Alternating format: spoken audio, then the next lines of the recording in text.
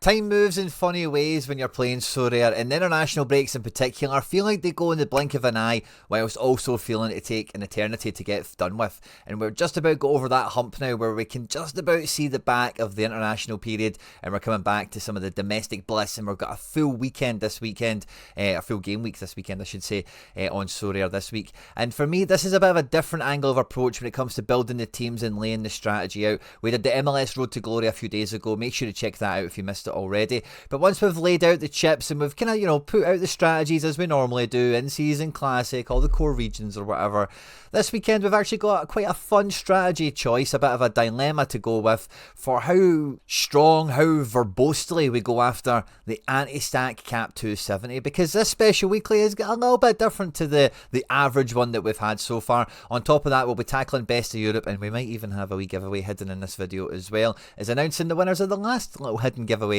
that we had here on the channel. At any point in the video today, if you do laugh, you learn, you like something or whatever, please do like and subscribe to the channel for more content like this, and get into the comment section on this one and let me know what your thoughts and feelings are for the specialist competitions that we've had so far this season, or even in particular how you're going to tackle it this weekend. But yeah, let's just get stuck straight into it, because normally at this part of the week for, a good couple of months now this season, we've been focusing on the Zero to Hero, like little series that we've had here on the channel, where we're trying to get some limiteds on a bit of a budget and try and, scrap our way through the divisions, try and get some stuff to give away to you guys, and, just generally have some overall fun with it. And as that kind of developed and fleshed out, we started to pay a bit more attention perhaps to the specialist competitions. And now as we get to this point in the season, really, I'm coming to the realisation that I think we can all accept that the specialist and the all-star and the non kind of core competitions, as Sorare call it, have been a real afterthought for almost every Sorare player out there. Now, don't get me wrong, I'm sure there's a few of you out there that have actually been zigging when everyone else has been zagging. You maybe been prioritising these competitions. I've accidentally did quite okay in the specialist and the all-star ones, whether it be by luck or by design. But generally it feels now that, although it's not that complicated or that hard to get your mind around, it feels like we're all at that stage of the season now where the dust is really settled. We've got both hands on the wheel, and we've got a really good understanding of how strong our galleries are, what divisions we've got a chance in, what fixtures kind of look like, what looks like a good set of fixtures for our 5 players we're going to be building, etc. And it becomes a little bit more palatable, it becomes a bit more easy to think about maybe zigging and zagging a little bit more, maybe not necessarily prioritising the specialist competitions, but understanding how to find minimal compromise to optimise these special competitions is probably the best way of putting it, succinctly at least anyway. Now, I had to jump ahead in preparation for this video and essentially just kind of thrash out the majority of the teams that I'm going to be listing this game week. And like I mentioned in the intro, we did the MLS special, the MLS Road to Glory a few days ago, so that's all well and good. And as you can see, by the time I've got all 28 or so of these teams all listed out across all the core competitions here, this is now the point where normally I would be coming to the specialist competitions and having a look at them and saying, right, okay, what do I have left of strength that isn't going to compromise my core strategies for the core competitions that we can still have a bit of a good fist in. But one of the main differences to this anti-stack 270, and don't get me wrong, I don't think it's completely unique to this competition. I think it might be, but I'm not going to go out on a limb on that, is that we have had it for Champions League and stuff like that for sure, right? But for a weekend, I'm not too sure we've had this before, where the specialist competition has a full in-season element and a classic element as well. So really, no matter what part of the game you're playing, I do think this anti-stack, which means it's maximum one player from the same team. You can't, even double up or treble up on any of these, on any of your players in this squad. It has to be isolated players from different teams.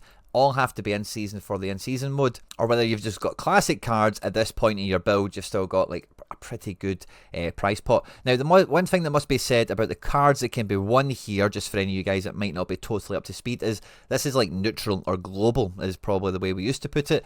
So if you're like a champion only player, winning cards in here might not be completely to your taste, but winning the essence won't harm you at all. It just will help the broth that you're kind of mixing in there anyway already. So I do recommend this is something that everyone pays a bit of mind to this game week, because I've already kind of thrashed out all the in-season competitions that I'm going to be going after, and I know already in my heart of hearts, it's a bit unfortunate we can't just filter to in-season on this view here, but I know that across we've got 5 there, 1 in champ, and then there's going to be another 3 in contender. So we're talking about, and then we've got those limiteds of course as well. We're talking about probably the thick end of 10 in-season teams I've got listed out there. And I know in my heart of hearts, 10 of them are not going to bag cash. So what I'm looking to do in this video today and explore with you guys is not necessarily reprioritizing to build this strategy first, because I think that would give us like certainly an edge, you know, if we dismantled all these squads back here, pulled out the best 5 individuals and laid them out, we'd probably have a really solid shot. But the collateral damage across La Liga, Champ, Contender, whatever, feels like it would be a wee bit in MLS. It would be a wee bit too much for me. I'd be biting off more than I could chew, essentially. And it would probably, not at the risk, but at the cost of making that one team a real superpower potential club where really all things are possible. I want to try and find a happy compromise of, you know, maybe the second La Liga team needs binned off. Maybe one of my back-end MLS teams doesn't run anymore, and maybe, I really wouldn't want to touch Contender, you know, but maybe there's like a card in Contender that could easily be replaced or would not really be missed in the grand scheme of things, that would actually make one of these anti-stack 270 lineups all the more interesting. On top of that, we'll also be tackling a Best of Europe play as well, because I have a lot of fun doing this, and it's, if I don't do these videos when I do my Best of Europe, it's one of the #1 requests I get from everyone is, Quinny, where's the Best of Europe video? What are you thinking? What's the strategy? Anything to watch out for? Any top tips or whatever? Most of you guys build your own teams anyway, but maybe when we're covering it, you maybe just get an inclination on the goalkeeper you should pick, or maybe a sneaky captain choice you hadn't thought about, whatever. So we'll build that in a second. But this anti-stack is the one that's got me really interested, because one of the good things about the specialist competitions is there is no divisions, there's no relegation risk. You can shoot your shot without having the worry necessarily of like, oh, that's me out of D1 now for next weekend, and or that kind of thing, you know. We're getting cash to the top 150, which isn't significant, but that's actually a really good tail compared to other in-season competitions. It will have more entries in it, but it's already up at 961, which is almost as much as all of Champion at the moment at point of recording. So it's not going to be, you know, it's not going to, there'll be a significant head count. But what I like with these competitions as well, for this kind of strategy for this video here, is, will 400 people take it seriously? Now, 400 people will place in here, but how many of those people have it as their throwaway end lineup? Maybe they've just got some strong depth. How many people prioritise this competition, whatever. And really the top 400 is really where I think it's like job done, is where, you know, the strategy, you've went out there, you've shot your shot, and you've got something to show for it. Now, ultimately, the higher you finish off, so the better, of course, but if we don't finish top 400, I would count it as a failure, personally. Now, if we start with the in-season one, all 5 players that we have to pick have to be in-season, and I'm actually quite pleasantly surprised to see at my stage of the build, I've already got all those teams out there and in season and all the rest of it. Kasper Schmeichel looks to be injured this game week, by the way, so I've got Sinisalo to replace him, that's fine. But I've actually got, like, certainly Balcom will play. Maybe O'Hara plays when he wait a wee bit closer to the game week for projections. I'm not too sure what's happened with Mitov over this international break. I think by all accounts he's maybe picked up a bit of a knock, a bit of an injury. McCracken's playing Rangers, so although he's 50-50, we probably don't want to think about him too much anyway. So in season wise, I've definitely got Balcom, who's 43, which for a cap competition, beautiful. And we might have Mitov, so we'll see how we do with 2 teams, but certainly we're going to play one team as a matter of priority. Now, I've lost a lot of Celtic defence already, which I don't think is actually much of a hindrance here. At home to Hearts isn't a clean sheet game, I would expect. I would be really tempted to slide Quatra in here if we knew he was going to play, but that's been part of the problem with Quatra for as long as I can remember. It's just, you never know when the fuck the guy's going to play. And hey, it is what it is. But outside of that, we've got some other interesting plays.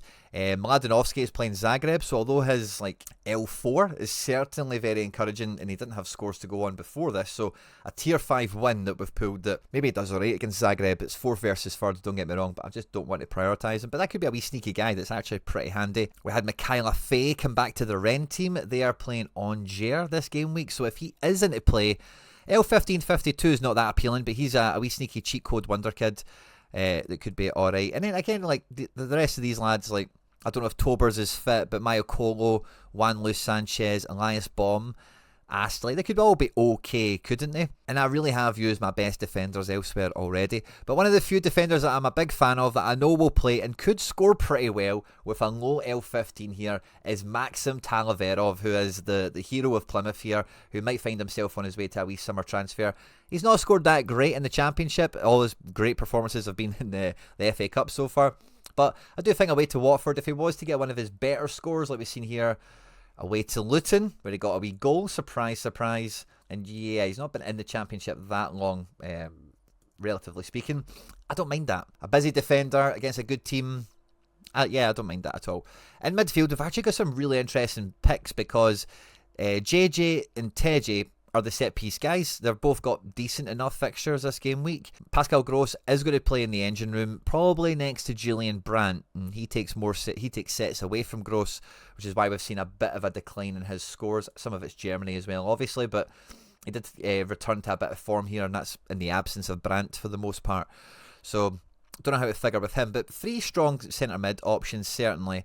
Some of these cards have to be given away and all the rest of it. And Riedel Baku, by the way, guys, on the DL is becoming a player. On the DL, Leipzig are getting a tune out with him. And, you know, I wouldn't be against playing Baku maybe in the second team, but he's probably not quite ready for the first team. Similar with maybe something like Javi Guerra and 1 or 2 others. Oh, there's Renato Sanchez. How could I forget Renato? And we even have a wee sneaky Matty Kennedy here, who's L15 of 34, like, is just because look at this, right? But before he got injured, Matty Kennedy was quite a powerful player for Kilmarnock, and you know they're away and all the rest of it. But if he's on to play at L15 34, he might be considered maybe even for the second team or something like that. But I do feel JJ at home, Teji away, these are the safe guys that are going to bring in that 52-57 score, and if they get a decisive, 80s and 90s are on the card. So that's the sort of player I definitely want to run with. I do think Teji has been in a wee bit of a renaissance. He's not quite back to his old best. His away form isn't overly better than his home form, and there is a real difference in the table between Auxerre and Montpellier. Both JJ and Teji are the same cap, so there's no real difference to picking them or not. Alaves at home at Vallecano, I think I just fancy that a wee bit more, just for JJ to actually do something and bring it home. Now, this is an interesting problem I've got, because striker I don't really have options, right, which is fine. I'm not too fussed about that necessarily. I do have 2. I'd like to pick Mikey Johnson away to Norwich, because I just think he'll do pretty well there. But Hornby feels like the better play. He's away to Ulm, who are 17th in the table, but he got a red card in the last game, and he's not showing here as suspended. And normally Sorare are pretty good for this, and what Sorare has is indirect card suspension, which that just seems weird. I don't really know what to make of that. So I don't think we can take Hornby in any good faith, although I would pick him over Mikey Johnson. Mikey Johnson's got some good AA for a forward. I think he does generally okay away from home. I think he's more of a home bird, but if he's on to play, he's just had some caps for Ireland. He'll be walking on sunshine. 6th versus 13th, and for a winger, like a guy who can get 10 AA and a cheeky decisive goal or assist, I think he's quite an easy take.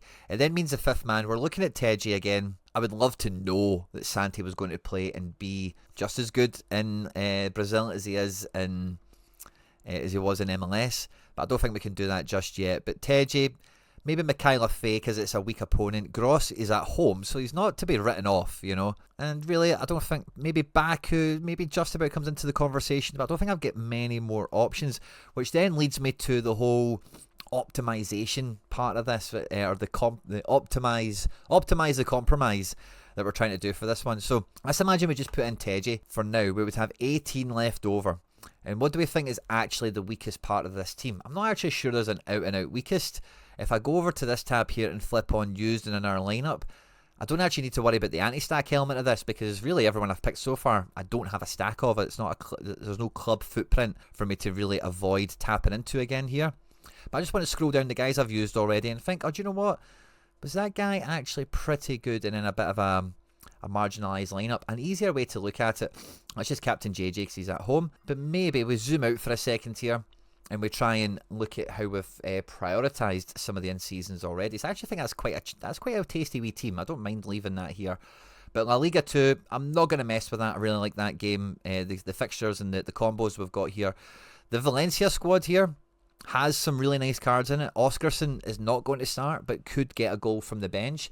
So this is maybe a prime candidate for me to slide into Division 3 and maybe take Jose Gaya. Probably. I think he would make the biggest difference to that team over Talaverov being at home to Mallorca. And I'm not sure it's a definite increase in projected quality or whatever. Like, Gaya's a wee bit more likely to reach the 60s, the high 50s on AA. He's not a decisive since his return from injury, but has been looking the part, certainly. Talaverov's got that random ability to maybe just get a last man tackle, goal line clearance, or a big header from a corner. So I'm not sure there's a real markable difference between those two, but the lack of starting forward here is something I'm conscious of.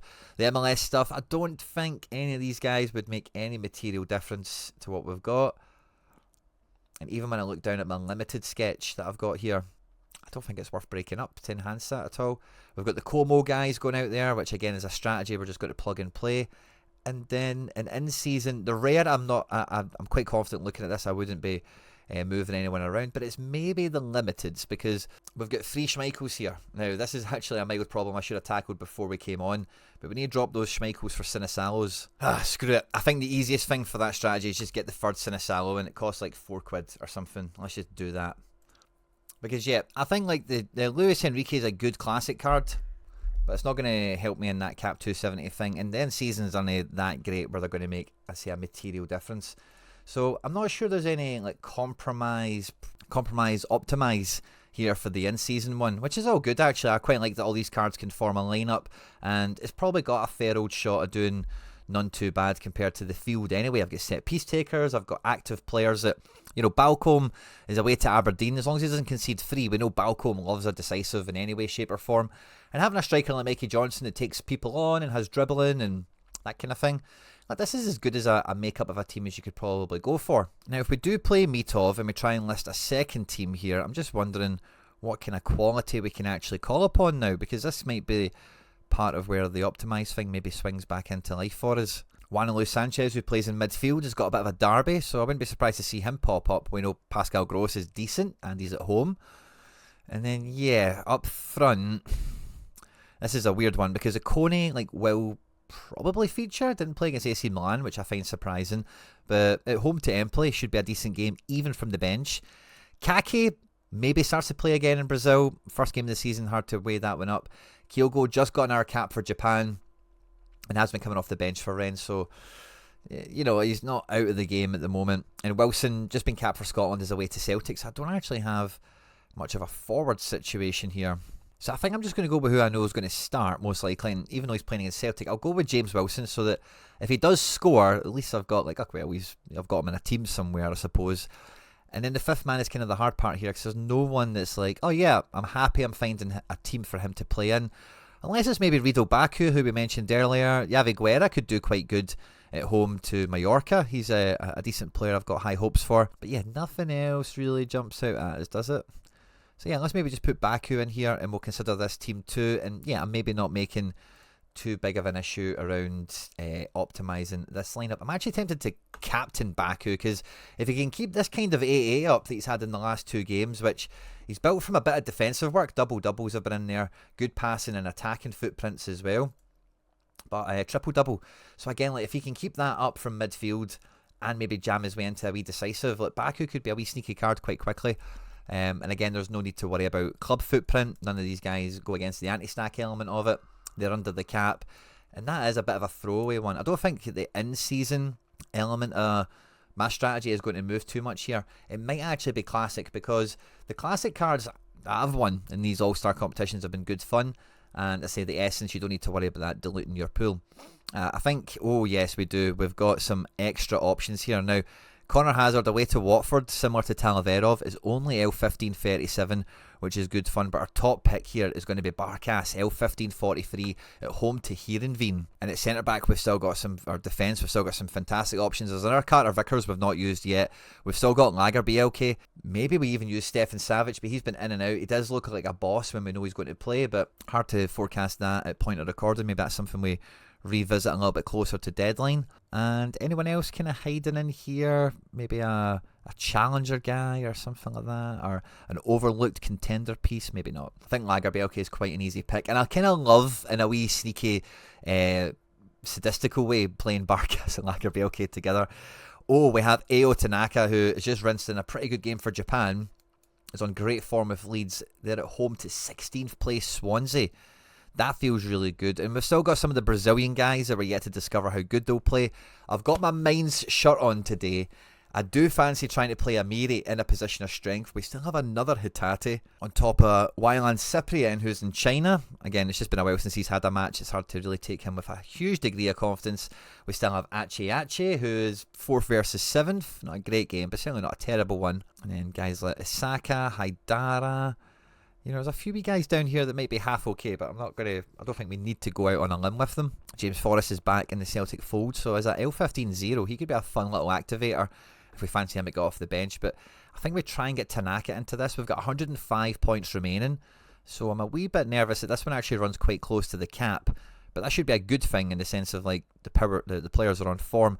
We have Sane on L1549. Jordan Larson is back in the building, guys. Oh, we can't no pick Jordan now, can we? Pepe L1541. I've actually got some really fun options here. Even a Jetty, if we know a Jetty is going to feature, they're playing Winterthur. That is like a tap-in for decisives. It's hard to see when he did well against them without going on to Sorare data, but that could be a sneaky one. Neymar's not quite ready to debut for FC Barcelona yet. I'm taking Jordan. I can't not. And then that leaves us 58. That's a nice balance to fill out for the final pick here. Alex Tellez could be interesting because he's a set-piece guy. It's a tough game beginning in the league, and they're not favoured, so they're not fancied to do well by the bookies, certainly. Starfelt. Can we still afford Carter Vickers? I don't think so. There's Amiri. There is Amiri. I think we put him in because Amiri, like, mines at the moment are flying high. They're eyeing up being one of the Champions League teams next year, maybe like a la Girona. Amiri's just got back in the Germany team. He's a player I'm a big fan of. And away to Dortmund is proper shop window material, which is normally when guys that are loaded with flair like Amiri really show their stuff and really put on a show for anyone that's coming to watch them for this one. And as I double check and I scroll through this again, like maybe Sane would be a good one at home at St. Pauli. But as you can see, it doesn't always start. And when he does, he's not a 90-minute guy. We love Sane. He only needs one decisive to get into that high 60 realm, pushing into the 80s if it's a busy match. But Amiri being the set-piece guy, if mines do anything, he's just got such a high chance of being involved in it. And really, on the balance of everything, current form and whatnot, like, I'm really itching to, or tempted, or suggest, I'm going to take Lagerbielke as captain here. Just absolutely eats all around. This is a really fun squad. I've actually got quite high hopes for this. Amiri is probably the only one I'm half nervous on. And maybe, actually, that's where we get to with this. We've now got an average score bar here as well. Hope this is the L15 it's trying to show us. So if we do L15, 58 at rare. Ooh, Broholm, Jonathan David. Some nice picks here, by the way. Our in-season guys from earlier as well, of course. Jota, Guiri. Who could we put into this team to really push it over the top? It would be taking somebody out of our team because there is some nice contenders here, but it's like, who is in a wasted spot otherwise? Luis Henriquez, can I grab him at eye again? Because what's he in? Limited in seasons. He's a cash chaser. I don't mind that. I don't mind leaving him there to chase some cash for me. No one else is super jumping in. Let's go back to the top of that list because there was a few guys. Yeah, like Broholm. Broholm's a player I've got a lot of faith in. This is his first game of the season, so it's just a little bit dicey. So I'll maybe just leave him in under 23. But yeah, ultimately, I'm not too sure that we're actually going to get a optimised compromise out of this here. I don't mind Hatate as a forward card, potentially, but with international travel, it just makes me want to limit how much I'm relying on some of those guys. But again, some great picks here still. We've not used Jacko. I don't think we're in really a position to use him with confidence. This is a team I fancy to do really well. If I had a little bit more confidence on one or two of these guys starting that I'm unsure about, it might have made it a bit easier. But this is actually a difficult one. Who, if any, of these guys are better for me to take than Leroy Sané? Yeah, I think I'm just going to go with Leroy. Don't think we are going to optimise the compromise on this one. But with the second team, I actually quite like how quickly this can be not too bad. Vasco da Gama are playing Santos, which isn't a great game, but the keeper's cheap enough. We've spoke about Amiri. Vickers and Dyson. Oh, we can't do Vickers and Dyson. So I think they speak for themselves, but I don't mind, yeah, maybe just losing the Dyson because we take the Vickers. I think Vickers is a bit safer. And stick Openda in there. That leaves us by last of 59. This should be pretty good to play with. I thought with that last one, maybe looking at 42, we might have been stuck for choices here. And yeah, Tellez is at the top there. Starfelt's not a bad shout either. But yeah, I think we can, this budget is workable. I think we don't need to go around chasing the houses or whatever. So yeah, like Achi's at home. He's not really been pulling up trees since he's been back there yet. And you know, I think I'm... I really want to put Jens in, but it's anti-stack. We can't do that. So I'm kind of tempted to put Tellez in just because he's like Tellez, you know. Not a great game, opening game of the season. They're not fancy to do well. It's the only thing that makes me hesitant is like maybe they get pumped, maybe he gets booked and stuff like that, and it doesn't actually amount to much. So if we flip on to people using in our team, do we have anyone that stands out? Again, I'm looking at Broholm and Roldan. Yeah, I'm not sure anyone's really jumping out here again either for the optimise the compromise. So I think, yeah, Tellez makes a lot of sense. Achi could work as well. Cyprian could work as well. It's just like who has like the nicest fixture because he plays, yeah, he's away in that game for what that's worth. So I think I'd maybe exclude him on that. Yeah, I do like the fact that he's at home, Hector Herrera, Achi, and really is anyone else making a better case? Probably not. Maybe Starfelt being at home to Las Palmas could be quite good, but I think if I was going to go double defence, I would just take Tellez. But no, I'm going to go with Achi. So I think he's at home. That should be a favourable situation. And I'm going to captain Amiri, shop window boy. There we go, that feels like A-OK to me. So let me know how you've done with the Cap 270s. I had a lot of fun trying to weigh that one up, and I thought I might have actually went back into the rest of my teams and maybe took something apart to optimise that, but I think the depth, the variety, the amount of players I've got, I think I'm just about squeaky clean with that, so that's a good start. Now, when we look at Best of Europe, this is the fun bit for most of us. This game week, it's paid out to the top 500 for $2 in credits. I think the top 100 is when we start to feel good about how well we've done. And ultimately, of course, if you can get right into it, 200 credits for a top spot, 100 for second, third gets 75, and then it's a bit of a stretch off the podium. But top 10 is a very good place to be. And we've seen time and time again that you do not need unlimited cards to play this. You can play maximum one limited that is in season. We've got like £2 in ETH, so maybe I do go and get something. But as always, I'm going to build this as common only. And then we'll see if there's any sort of little cheat code we can do here. Now, when it comes to goalkeepers for this game week, it's nice to see both the German and youth international prodigies up here reigning high. But I actually think both of them, away from home, tough games. It's actually maybe not their week, as it were. When we look at the top order of the goalkeepers here, there is only really one or two that jump out to me. I really like the look of Mamardashvili at home to Mallorca. I don't mind Chevalier at home to Lens either, for what it's worth. And there was somebody else that jumped out as like quite yeah, he should be fine kind of game. Donnarumma, St Etienne. Donnarumma's got a wee bit of rotation jeopardy perhaps, but I'm not sure there's that many great clean sheet opportunities around this game week in Champion Euro. If we look at the game week centre on Sorare data and we look at the Champion region and we organise it by clean sheet percentage, Bayern are way out as favourites for the clean sheet here. PSG not too far behind, and Real Madrid at home to Leganés isn't a bad shout either. But I kind of think all three of them, for one reason or another, like Bayern have not been that great. St Pauli have been banana skinny for some teams. PSG are away off the back of the international break. They have a lot of guys that travel, and Real Madrid like at home to Leganés. It's a bit of a derby, a bit of a Madrid derby. They should boss them. La Liga is still in contention, but again, international break, they've had a lot of guys travelling. Their defence has not been the best thing about them. So, yeah, Sociedad could be okay at home at Valladolid. I wouldn't rule that one out. And particularly clean sheet percentage. Was that ordered? That's ordered it by 1%. I tried to do clean sheet. Or is it not letting me? It's not letting me reorder. But yeah, Sociedad are quite high there. I thought that was ordered already. Juve at home to Genoa is quite high. Now, I think I jinxed that last week. I said Genoa weren't going to score, and they scored in like the 4th minute or something. And yeah, Valencia 48. I find that a bit interesting. I suppose Mallorca are no pushovers this year. Valencia have hardly been defensive stalwarts, similar with Sociedad, which makes it kind of hard to look at them. And the Juve goalkeeper isn't exactly easy to project either. So I think it's between slapping in Urbig and being a bit lazy with it. Taking a hunch maybe on one of these kind of less off, like Mamardashvili. I just can't really get him out of my head at this point. I think Villarreal could be really good at home to Getafe. Getafe don't score much. Nantes playing Le Havre could be good as well, although the odds don't completely back that up there on probability. So this is a tough one, by the way. So yeah, I'm probably just going to welch out and just stick with Urbig. I think in defence, Grimaldo is a really easy pick. At home to Bochum should be a pretty good game for him. But then as we come to midfield, guys, I'm super tempted to just pick up a Nico Paz for this. He's not going to smash 100, or he hasn't smashed 100 or anything anyway, but one decisive essentially does guarantee him a 70. We've never had a Nico Paz card before that at home to Empoli. It feels a little bit too fun to pass up. Maybe a good differential as well. I'm going to put Nico Paz in midfield. I think Mbappe is a really easy forward pick in this game week as well at home to Leganés. And I'd love to take a PSG forward here. We can always change it a little bit closer to the time, but it's kind of hard to know who's going to play for them at this point. So I think I'm probably just going to take Kimmich as the 5th man, because I think at home to St Pauli, with the form he's had on the international break, I think it's really hard to imagine that Kimmich doesn't continue a bit of this into that St Pauli match. So I think I'll take him.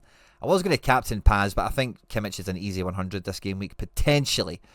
And with Grimaldo, Mbappe, I think this is a good team. Hopefully this is the team that does it.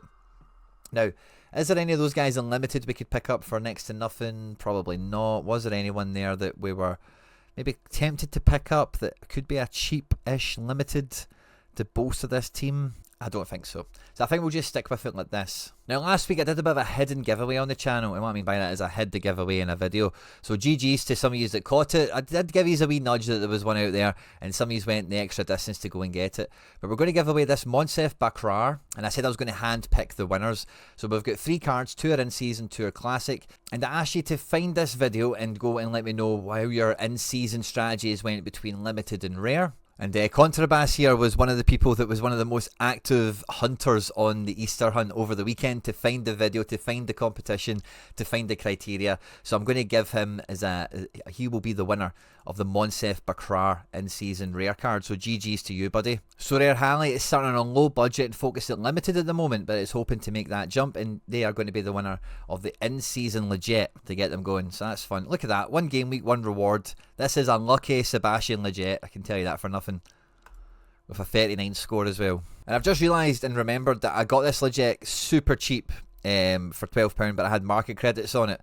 Actually, exactly 14 days ago. So in the next 6 hours at point of recording, we'll get that shipped over to you, Halley. And then the third winner, we were giving away a classic Sebastian legit, which I'd got myself with, it's a long story. If you've been watching the content, you know it already. And Jonas Cardozo here has like the perfect strategy for starting out on a budget. Just looking for guys that start, that can score okay, and you can cross your fingers and toes that they all come together.